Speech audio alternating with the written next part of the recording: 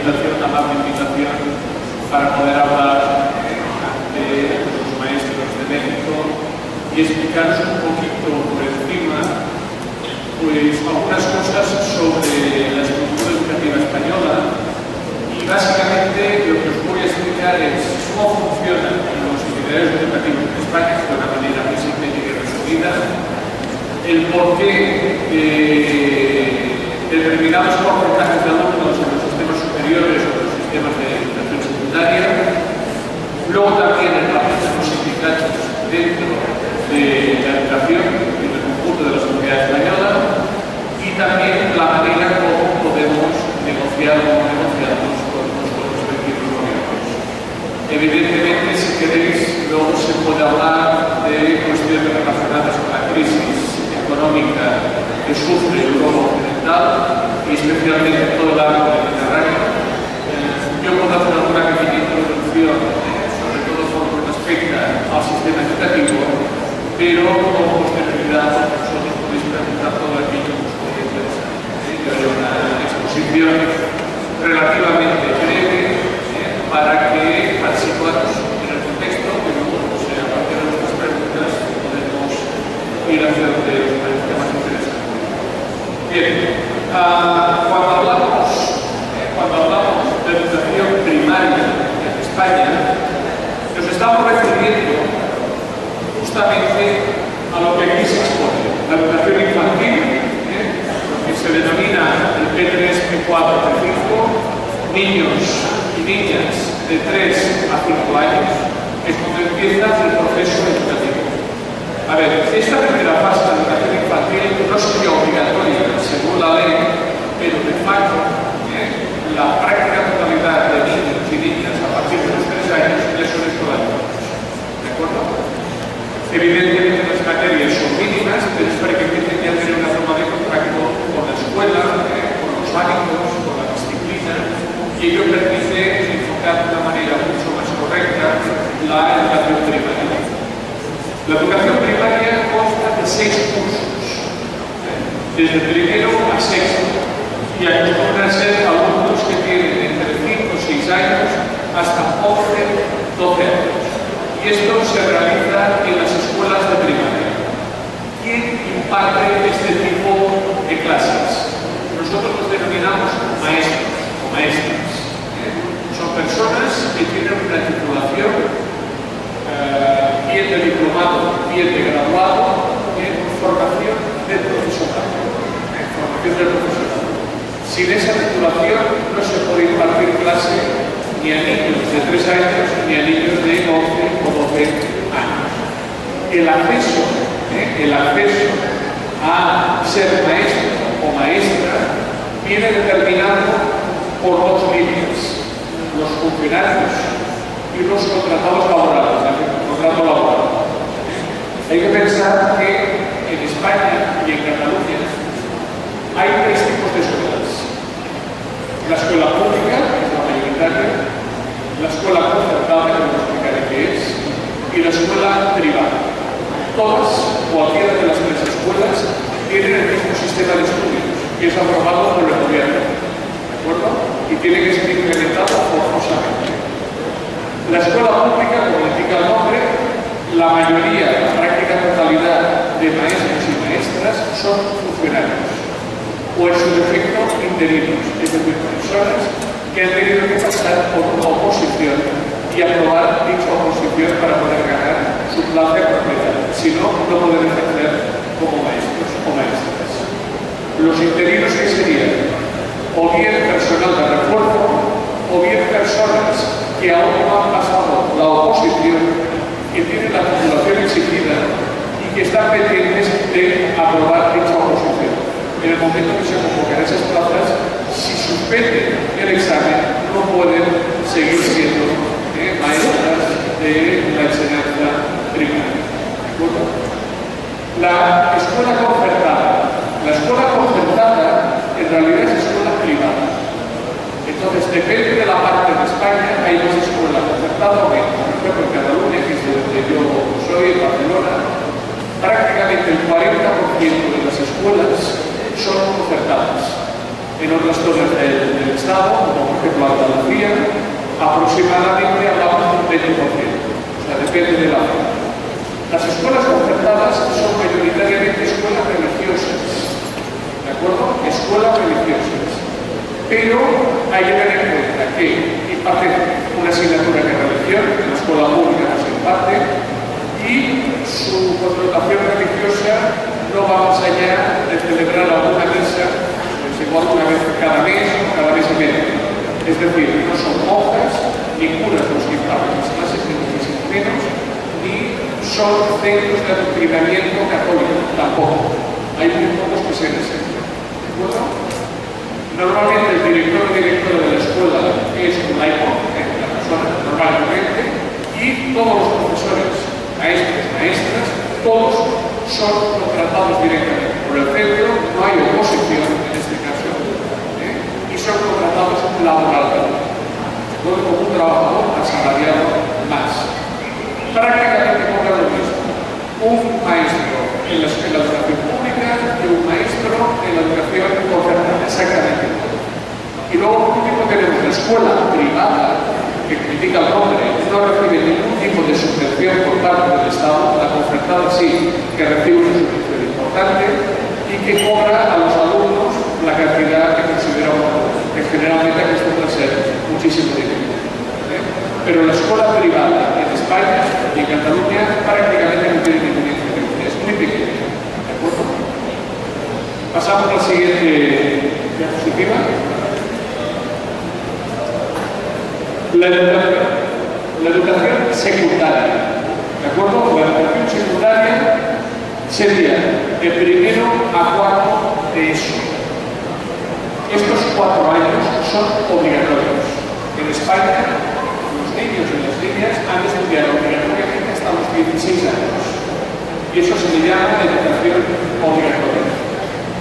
Luego, existiría la educación secundaria obligatoria, que es el bachiller, 2 años, que dan acceso a la universidad, o lo que se denomina ciclos de formación, y hay 2 grados, de 2 años cada grado, primer y segundo grado.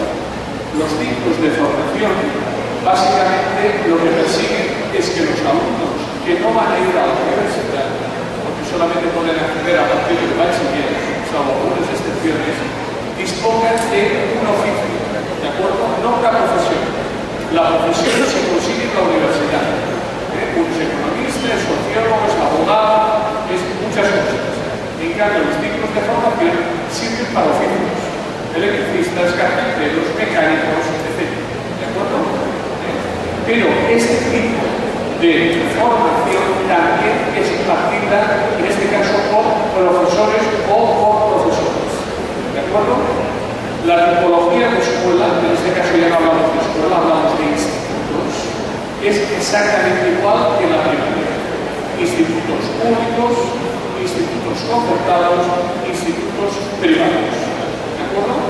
Hay institutos que dan exclusivamente, todos los institutos dan la obligatoriamente, porque es enseñanza obligatoria.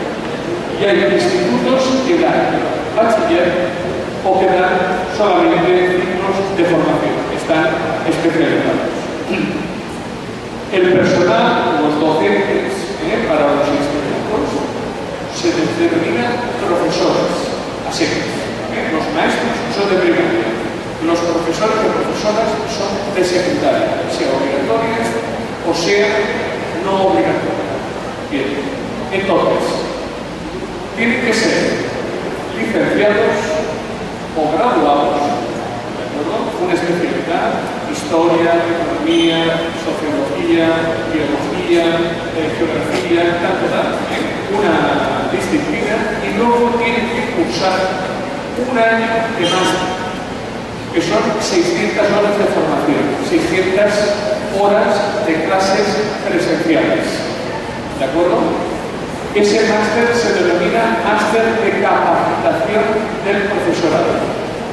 Sin haber aprobado ese máster, nadie, absolutamente nadie, se puede presentar a ninguna oposición ni obtener un contrato laboral para poder impartir clase en los institutos, es decir, en la enseñanza secundaria. ¿De acuerdo?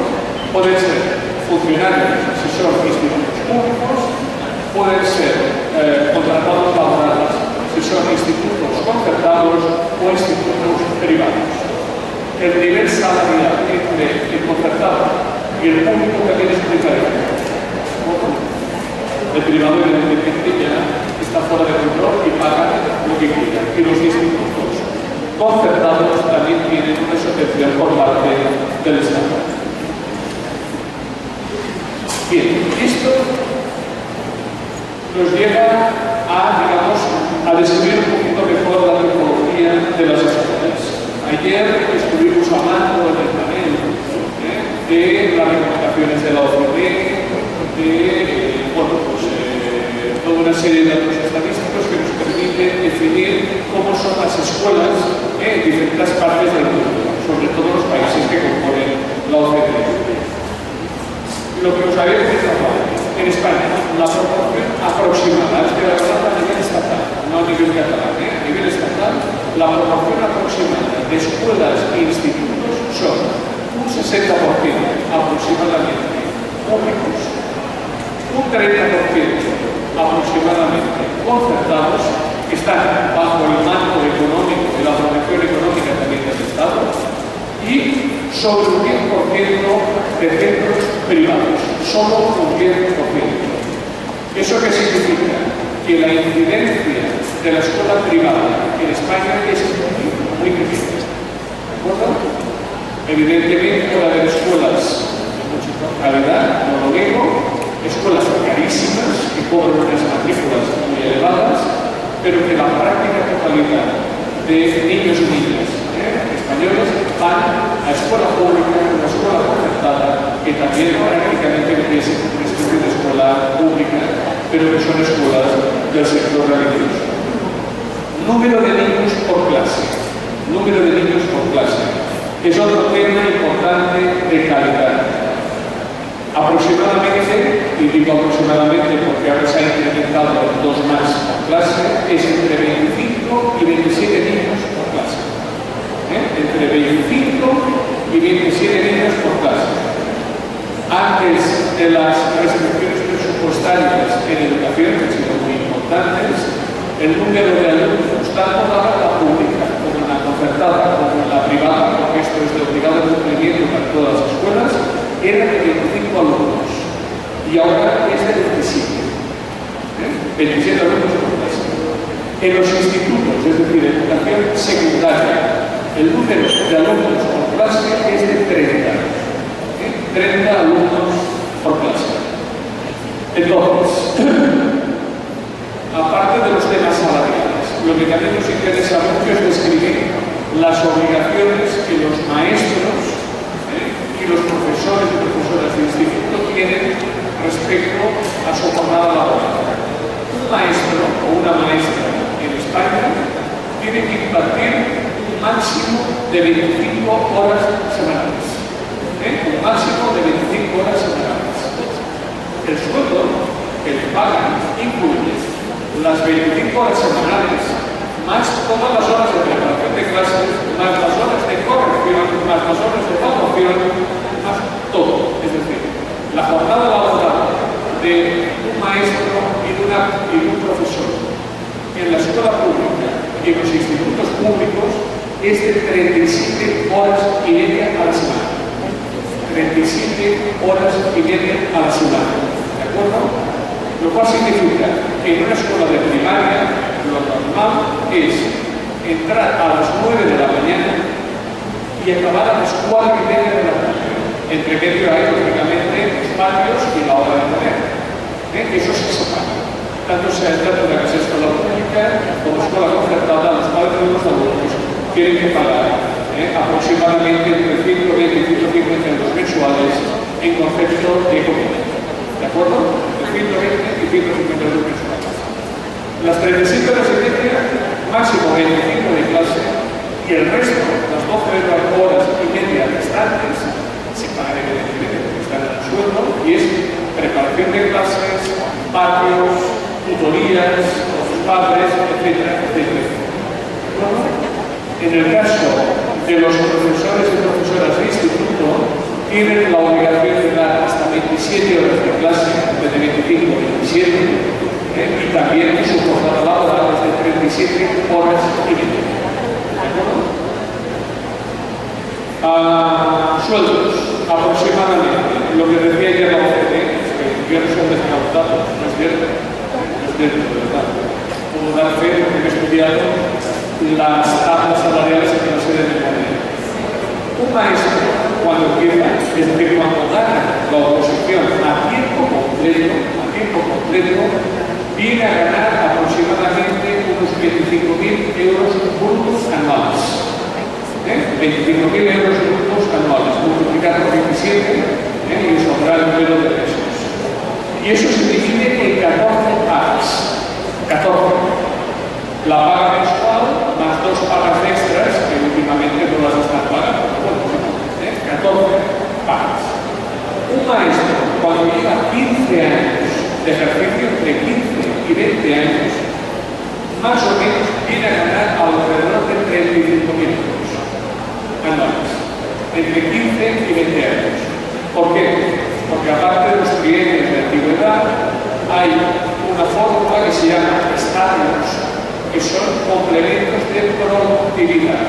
Es decir, si tú cumples correctamente con tu obligación, y os puedo asegurar que más del 90% cumple con su obligación, pues puedes llegar a incrementar en 20 años 15.000 euros más el sueldo anual.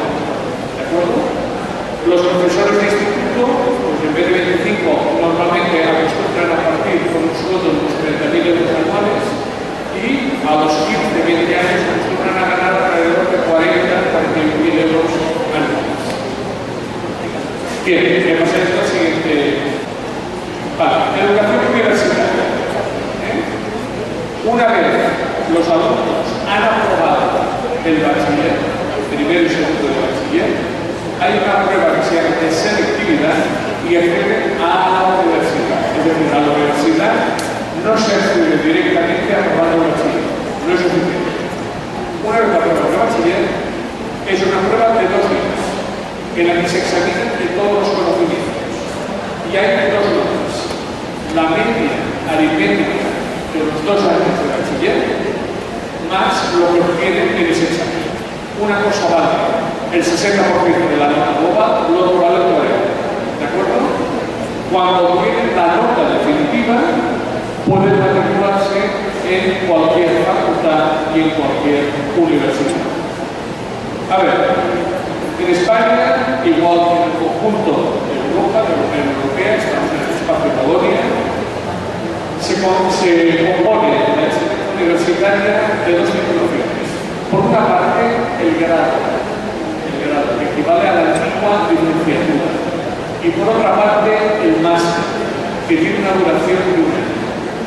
El caso español, el 4+1, es un caso un poquito peculiar, porque la mayoría de países de Europa Occidental, es nuestro, es 3+2, 3 años de grado y 2 años de máster. Nosotros, de momento, tenemos 4 años de grado más 1 año de máster. ¿Qué titulación se le exige a un profesor de universidad? En mi caso, yo como profesor de universidad. Se le exige, primero, lógicamente, ser un licenciado o tener un grado. Se le exige el máster. Se le exige ser doctor, que acostumbran a ser 5 años. Y luego hay una oposición bastante dura que es investigar. ¿De acuerdo? En el caso de la universidad,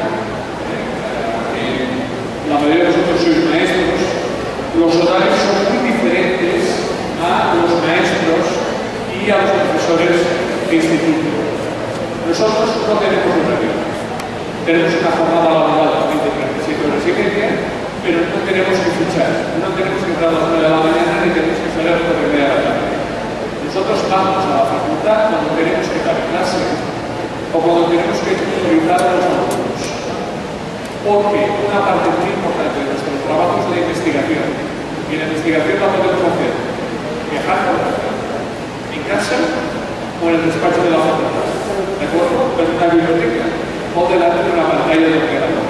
Por lo tanto, mi única obligación como profesor universitario es, cuando tengo clase, estar evidentemente en clase, cuando tengo que tutorizar a los alumnos, estar en mi despacho, y, por ejemplo, pues puedo perfectamente pedir un permiso para venir 7 o 8 días a México y no hay ningún tipo de problema. Por ser un derecho internacional, pues me dan permiso para poder venir. Es una cuestión de una fruta.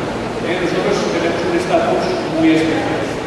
A nivel salarial tenemos un poco más que un profesor de instituto, pero tampoco mucho más. Los sueldos no son nada de lo que es. Bueno, antes de entrar directamente en el tema sindical, sí que quería explicaros algunas cosas que me parecen importantes para que entendáis cómo funciona la estructura educativa en Europa y más concretamente en España. A ver, si cogemos una franja de edad de 25 a 64 años, con 25 ya se puede poner la articulación, de 25 a 64 años, año 2009. ¿Cómo se distribuyen los niveles de distribución entre los 25 y los 64 años? El 30% tiene titulación universitaria, el 30%. El 22% tiene educación secundaria no obligatoria y el 48% tiene educación secundaria obligatoria. Doy estos datos, que son en el caso español un poquito diferentes del conjunto de la Unión Europea, porque nos permite detectar una disfunción importante en el caso de España. En España hay muchos titulados universitarios, casi 5 puntos por encima de la media de la Unión Europea. ¿Por qué tanto titulado universitario en España? Y en cambio tan poco titulado en oficios, carpinteros, electricistas, etc. Porque hay una cuestión cultural muy importante, muy importante, en la que se considera, sobre todo los padres, que el único mecanismo de movilidad social ascendente, es decir, para incrementar el estatus, tanto social como económico, pasa necesariamente por el acceso a la universidad. Si uno accede a la universidad y consigue una titulación, existe el pleno convencimiento, y en realidad es verdad, así era hasta prácticamente el año 2010, no tanto ahora en plena crisis, que tú puedes obtener mejores condiciones salariales y a la vez disponer de estatus social mucho más elevado. ¿De acuerdo? Pero claro, este fuerte incremento, o lo que yo denomino esta democratización de la universidad, que hace 50 años solamente era para los privilegiados y los ricos, y que ahora es para el conjunto de la sociedad, porque las clases trabajadoras también pueden llevar a sus hijos a la universidad, ha provocado un efecto pernicioso, que es la masificación. Hay un número muy elevado de titulados universitarios y el mercado de trabajo no puede ofrecer las mismas oportunidades a todos. ¿De acuerdo? Con lo cual,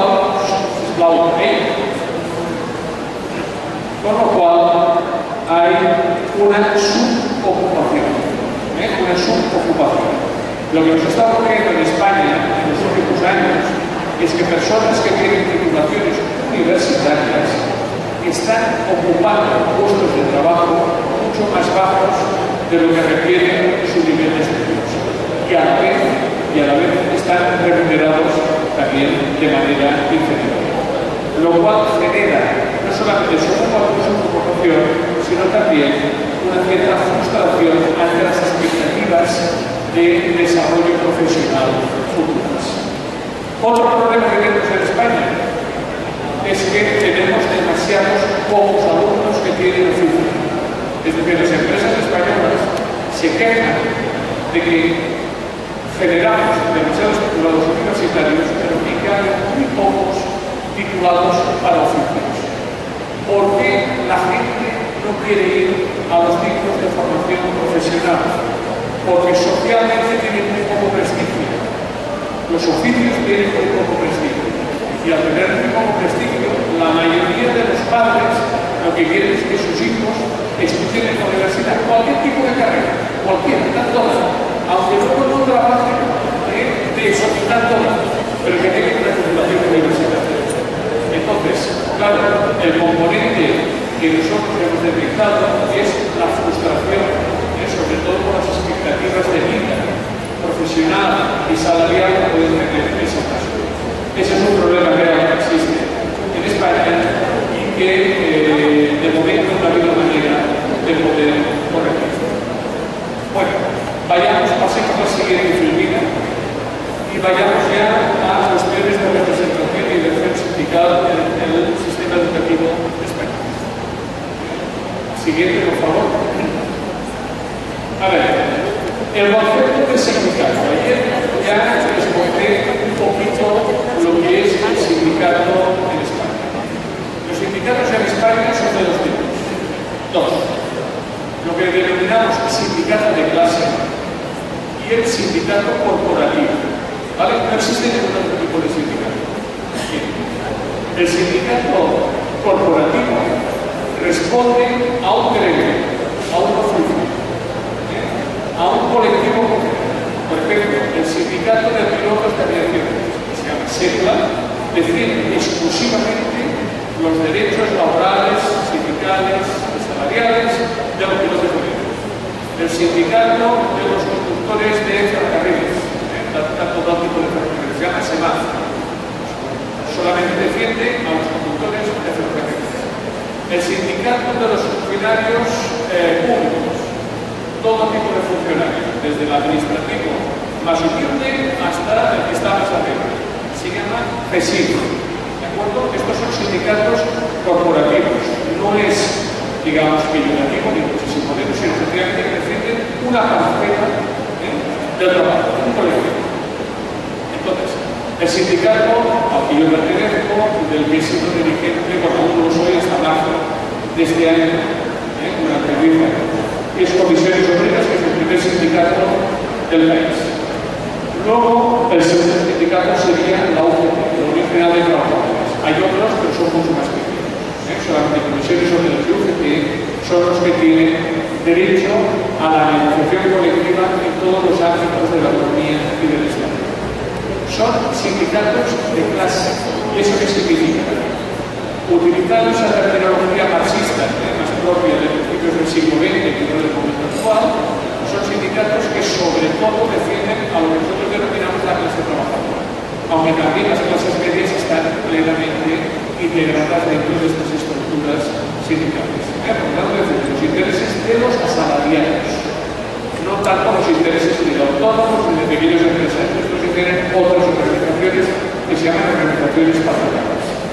El sindicato de clase defiende a todos los asalariados, sea categoría, sea ramo, sea profesión, sea oficio, tanto todos, y se organizan por federaciones. Por ejemplo, yo pertenezco a la Federación de Enseñanza, y la Federación de Enseñanza engloba todos los niveles educativos, absolutamente todos. Luego hay una federación que se llama de Servicio y Ciudadanía, que es la de la Administración Pública. Luego está la Federación del Metal, que es evidentemente una federación de carácter industrial. Todas esas federaciones, que pueden ser 10 o 12 aproximadamente, tienen su secretario general o secretaria general con su ejecutiva y se ocupan fundamentalmente de las tareas propias, por ejemplo, de enseñanza, de la enseñanza. Forman una ejecutiva y son los que eligen a toda la Secretaría General del sindicato. Estos sindicatos de clase, no los otros, estos sindicatos de clase tienen una responsabilidad social mucho más amplia que la de procurar mejoras salariales o mejoras de las condiciones sociolaborales. Desde luego, ¿cuál es la primera responsabilidad de un sindicato de clase en España? El mantenimiento de la ocupación, mantenimiento de empleo. Esta es la primera prioridad. Segunda prioridad, que las condiciones económicas y sociolaborales del conjunto de asalariados, no de un sector de los asalariados, sino del conjunto de la clase trabajadora, sean la mejor posible. ¿De acuerdo? Y luego los sindicatos también tienen una enorme responsabilidad social. Una enorme responsabilidad social. Son lo que denominamos en sociología grupos de interés, no grupos de presión, no son lobbies. En España no son lobbies, son grupos de interés. ¿Qué es un grupo de interés? Un grupo de interés es una organización representativa que tiene encaje en la Constitución, en este caso en la Constitución española, y que esa misma Constitución le dota de capacidad de negociación no solamente para temas salariales, sino para cualquier tema que afecte al desarrollo y al progreso social del país. ¿De acuerdo? ¿Eso qué significa? Si, por ejemplo, el gobierno quiere reformar el sistema de pensiones, de todos, no solamente de nosotros, sino de todos, porque es un sistema universal, forzosamente tiene que negociar con las organizaciones sindicales. ¿De acuerdo? Cualquier otro tema que esté relacionado con el ámbito socioeconómico, el gobierno, sea el gobierno estatal, sea el gobierno de las comunidades autónomas o gobiernos regionales, tienen que negociar forzosamente con las organizaciones sindicales. Claro, eso confiere un enorme poder de negociación a los sindicatos, muy elevado, pero a la vez también una gran responsabilidad, porque las críticas ante errores políticos o malas gestiones son críticas brutales y salvajes. ¿De acuerdo? Pero tienen un marco de responsabilidad muchísimo más elevado. Luego, siguiendo con esta lista de sindicatos, claro, España es un país muy peculiar. España no es una república, es una monarquía constitucional. No sé si el país aplicará o no aplicará, pero bueno, de momento sigue siendo una monarquía constitucional. Y España, además de estar compuesta por eso que denominamos comunidades autónomas, tiene dentro del territorio nacional estructuras nacionales. Cataluña, el País Vasco o Galicia, debido a su identidad, su lengua propia, su acervo, pues son prácticamente naciones, sin Estado, pero naciones dentro de la estructura plurinacional española. Entonces, existen sindicatos de clase, pero que tienen carácter nacionalista. Eso implica que no solamente su responsabilidad es propia de una comunidad autónoma, sino que además su ideología, además de la defensa de los trabajadores, es la consecución de mejoras políticas para esa, digamos, nación interna española. Pues hemos puesto tres y muchos más: la Liga, la Austria y la ETA. Habría bastantes más. Vale, siguiente oficina, por favor. Bien, hay dos tipos. Ahora nos vamos a centrar exclusivamente en el ámbito de la enseñanza. ¿Vale? La enseñanza no universitaria y la enseñanza universitaria. Las elecciones sindicales de los centros no universitarios, os he puesto el ejemplo de Cataluña para que veáis. Cataluña tiene 7,5 millones de habitantes y cuenta pues, con 74.345 maestros y profesores de instituto que eligen a 10 juntas de personal. En total escogen 348 delegados sindicales. Hay 10 juntas de personal para toda Cataluña. ¿De acuerdo? Por cada de media 7.000 y pico de maestros o profesores hay una junta de personal. Esos delegados constituyen lo que se denomina la mesa de negociación docente universitaria y que tiene un número paritario de miembros. No he puesto el número, pero aproximadamente pueden ser entre 15 o 20 miembros por parte de los sindicatos y 15 o 20 miembros por parte del gobierno. Estas mesas lo que hablan sobre todo son de temas de condiciones sociolaborales del territorio. Jornada, horario, tema de interino y nada más. Y luego vamos a la mesa de la función pública y es donde se negocian las condiciones sociolaborales. La mesa de la función pública en Cataluña y en España está compuesta por 15 o 20 representantes sindicales, depende. Los usted ha titulado la mesa, que representa a la totalidad de sectores que están dentro de la administración pública. Desde administrativos y consejeros hasta profesores de universidad o hasta altos directivos de la administración pública. Todos están representados en esta mesa de la función pública. Por una parte estarían los sindicatos, por otra parte están los representantes del gobierno. ¿Qué se negocia en esta mesa de la función pública? Condiciones sociolaborales, salarios, básicamente salarios. De manera muy breve, modelo de representación sindical de las sectoriales. Aquí funcionamos de una manera un poco diferente a los centros educativos. Claro, pensar no es lo mismo. Los líderes de centros primarios o secundarios, que hay muchos, a 7 universidades públicas con plantillas de, algunas de ellas, la mía, que es la más grande, plantillas de 7.000 personas, entre profesores y personal administrativo. Cada universidad tiene una sección sindical, existe un sistema de universidades para toda la comunidad autónoma, y las mesas de negociación es una mesa de universidades por comunidad autónoma y luego una mesa a nivel estatal. Yo he sido miembro de las tanto de la catalana como de la española. ¿Qué se negocia en cada una de las mesas? Pues el ámbito competencial que dice la ley. Condiciones sociolaborales se negocian a nivel estatal. Condiciones, digamos, de trabajo, horario, jornada, etcétera, en temas menores, se negocian a nivel de comunidad autónoma. ¿De acuerdo?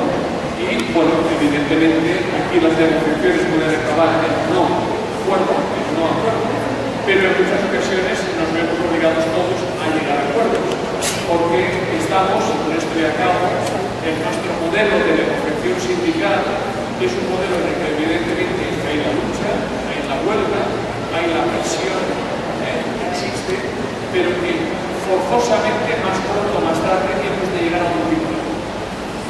Forzosamente. Porque en el caso de que no haya acuerdo de los grandes temas, el sistema deja de funcionar. Es decir, somos bastante dependientes. Gobierno, sindicatos y patronales.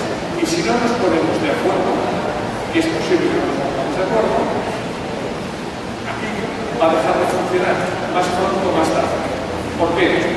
Porque no puede aguantar mucho tiempo a partir de las huelgas que nosotros podemos realizar y luego nosotros no podemos tampoco estar continuamente oponiéndonos a las políticas del gobierno porque si no queda todo completamente paralizado. O sea, es un sistema que al final más pronto o más tarde hemos de llegar a acuerdos.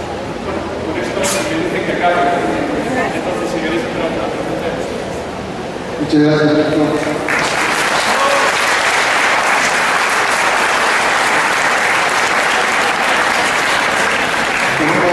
Una gran disculpa, Víctor, si hubiera alguna pregunta,